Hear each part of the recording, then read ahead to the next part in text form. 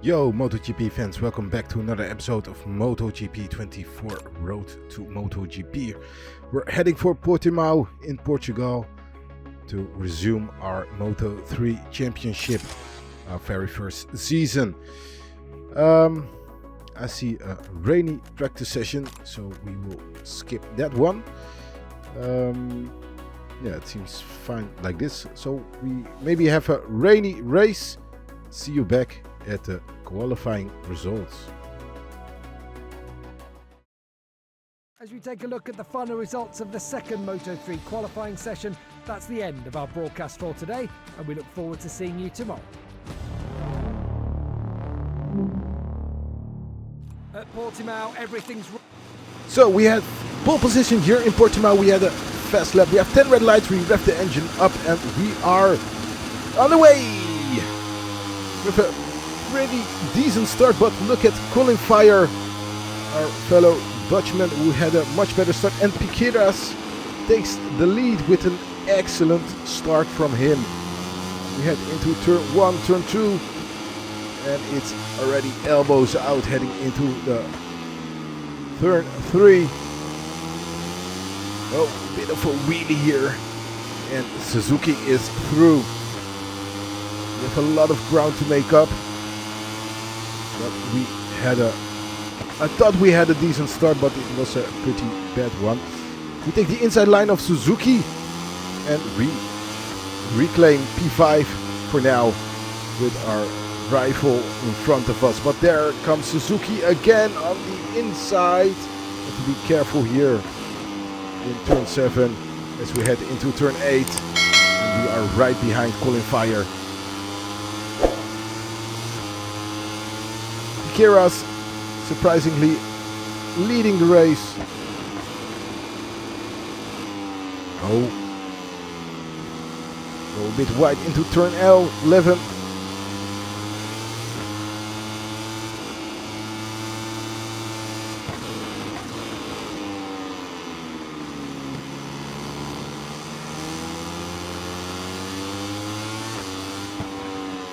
Fire goes wide.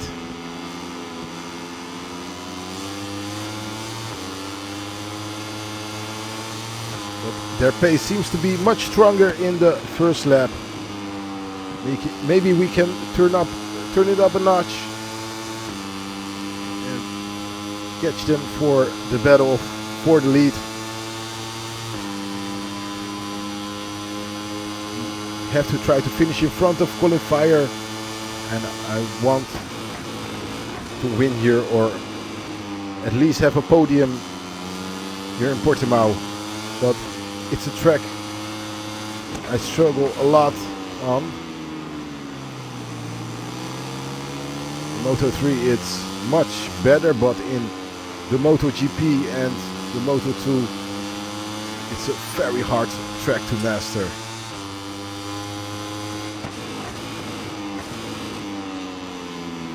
Turn 5 is a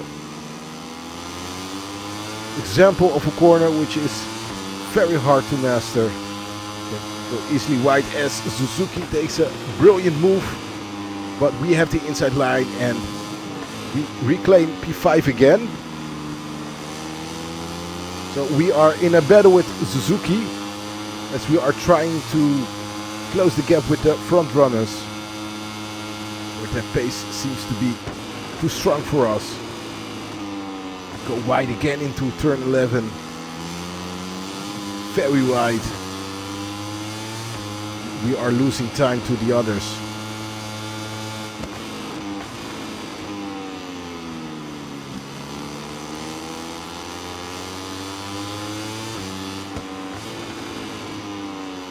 And I have to, if I want to make a move, I'll have to do it very fast as the rain is coming. Not sure when we will expect the rain, but it's surely coming. So I'll have to close the gap as fast as possible with the front runners.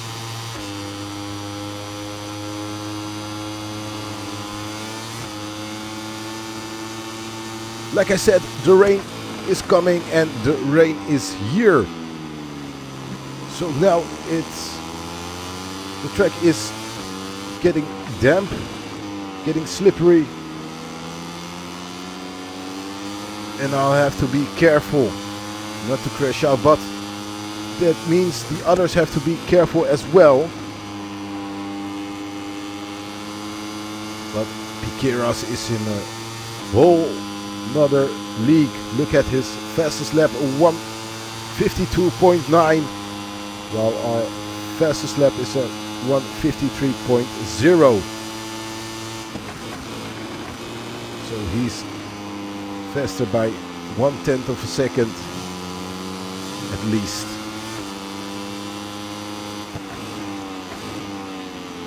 Oh, in too hot. The track is getting slippery. I can feel the bike weaving. Have to be very careful when hitting the throttle. Losing grip.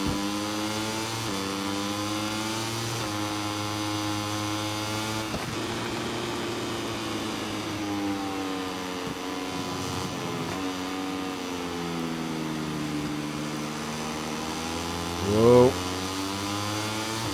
The back end wanted to step out. Be careful on the curbs, as the curbs are very, very slippery. Ooh, we go in too hot. Trying to slow down. Whoa! That's a nasty crash. And we drop all the way down. Oh, it's a red flag. The officials are waving the red flag. But will this As the mean Moto3 no? riders do their cool down lap, let's take a look at the final results of the race we've just seen. What a luck we have. I thought we would finish in P17, but luckily we have the red flag, and in the lap before we crossed the finish line in P5, so we will remain in P5 and score some most important points. Piqueras takes the lead of the championship. We dropped down to P2, but we had a lot of luck here in Portugal as we crashed out, but our previous lap was P5, so we finished in P5.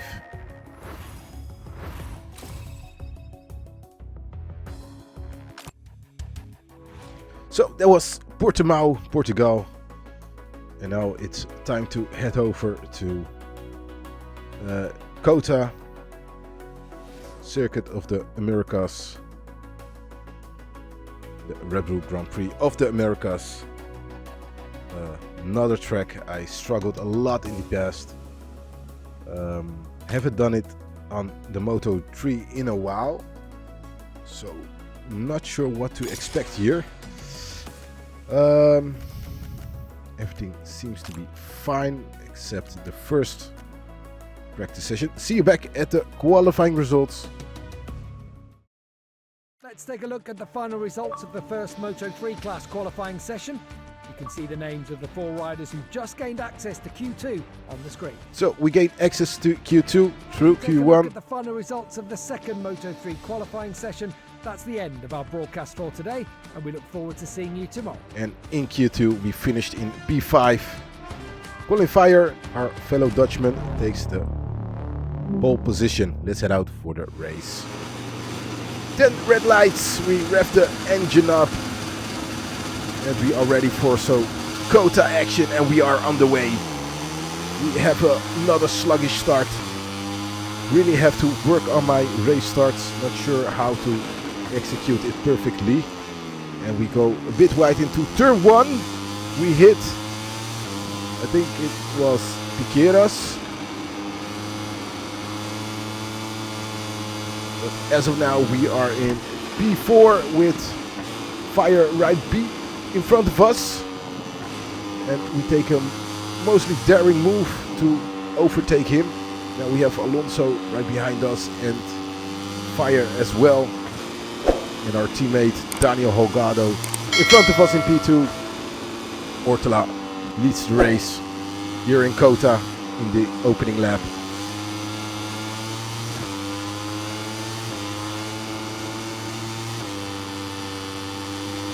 There comes Fire. Can we keep him on the outside? Take a tighter line into turn 11. Do we have a better exit? Doesn't look like.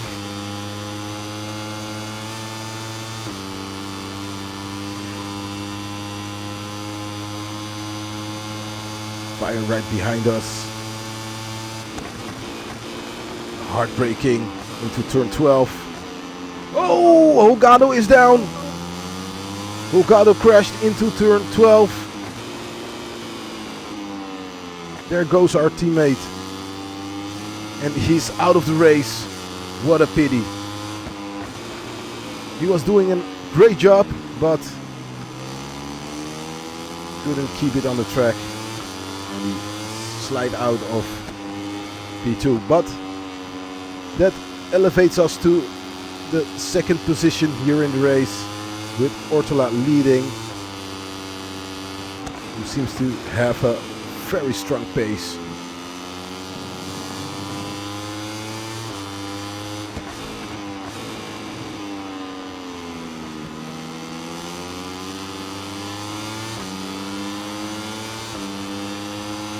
Can we keep up with him? And can we keep our fellow Dutchman Colin Fire behind us? He's just been overtaken by Suzuki, which means he will come for us. We go very right into turn 1 again, and there comes Suzuki. Oh, we hit him on the back end. We make him crash. Suzuki crashes.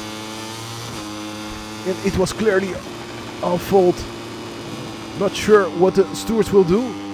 Will they penalize us with a long lap penalty, or will they warn us? Not sure what they will do.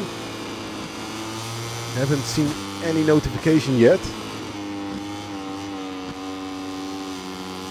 But we continue the race as long as we don't get a notification. And it seems like we won't get a long lap penalty or any kind of warning, which is a bit odd. It was clearly our fault. We hit him on the back and made him crash.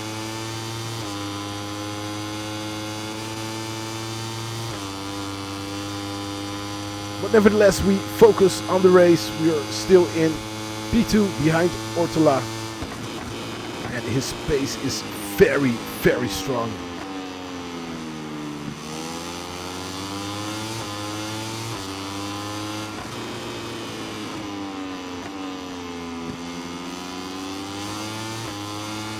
It looks like we are closing the gap down.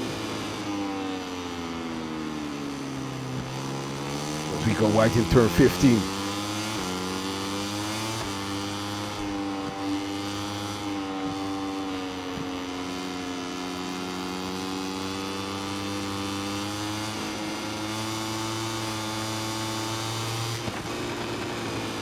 Oh, we go wide in turn 19. Way too hot, and to brake mid corner.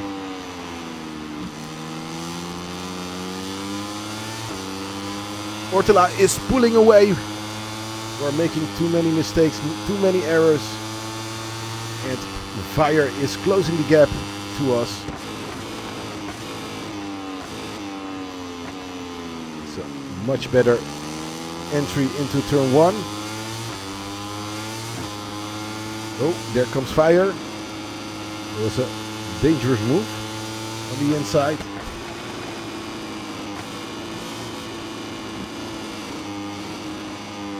These are the parts where we are a bit stronger than the others. But Ortola is the one to beat today. And he is on fire.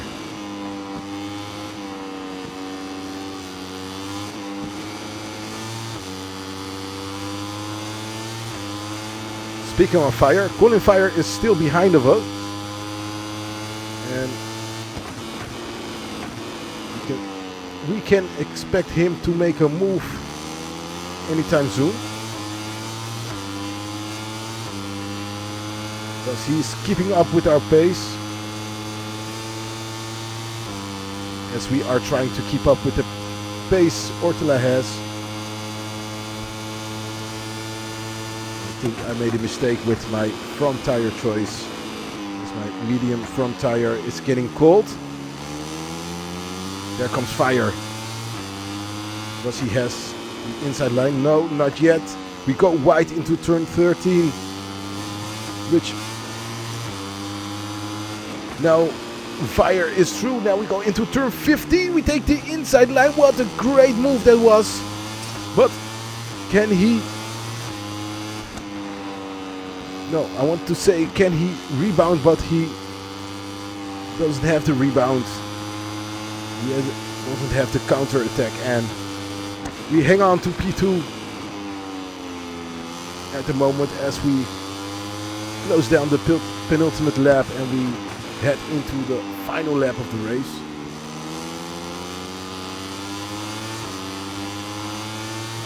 Ortula still leading with a gap of 1 second, and our countrymen, our fellow countrymen, calling Fire right behind us. Oh, we go wide into turn 1. Colin Fire is through. What a big mistake we made. Just like we did in Qatar. Now we have to push in the final lap to beat our rival.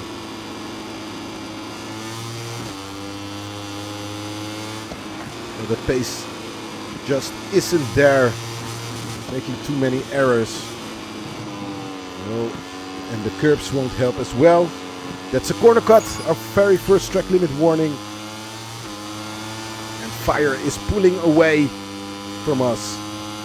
Now I have to be careful not to fall into the grasp of David Alonso,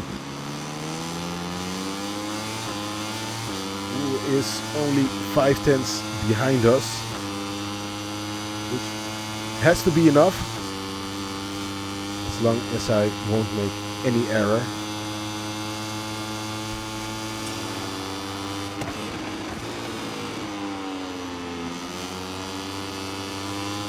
We're heading for the final corner here in COTA to finish the race.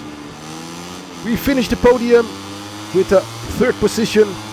Ortula wins the race, and our fellow Dutchman, Colin Fire, finishing we'll go P2. live to the Parc Fermé for interviews with the riders who made the podium. But in the meantime, let's take a look at the final standings of this Moto3 race. Here you can see the final results. Ortula wins the race, Colin Fire in P2, and we finished the podium in P3. But we lost the challenge with Colin Fire for this race to beat him on the track. He was just a bit faster than we were, and we made too many errors. We did, however, claim the lead of the championship, so we are leading the championship as of now.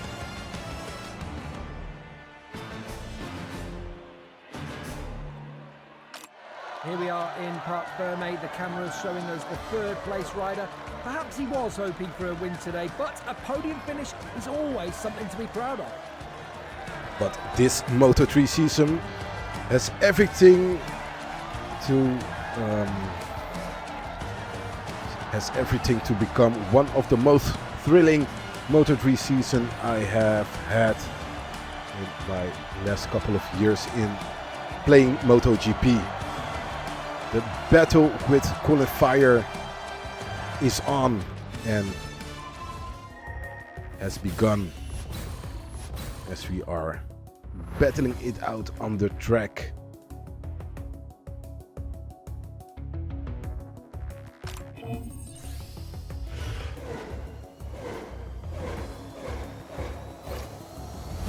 So we did manage to finish in front of Colin Fire within 3 GPs, but we failed our extra challenge to beat him in COTA on the track. And now we have a new challenge, and it's Colin Fire again. Another turning point. I have to finish in front of qualifier in Spain, in Jerez, to gain some extra support from the manufacturer. But this season has been fun so far, and I'm really thrilling to see what qualifier can do. Looking forward for Jerez, but that's for another time. I want to thank you for watching. Don't forget to leave a like, subscribe, follow me on Instagram, and see you back at the next episode.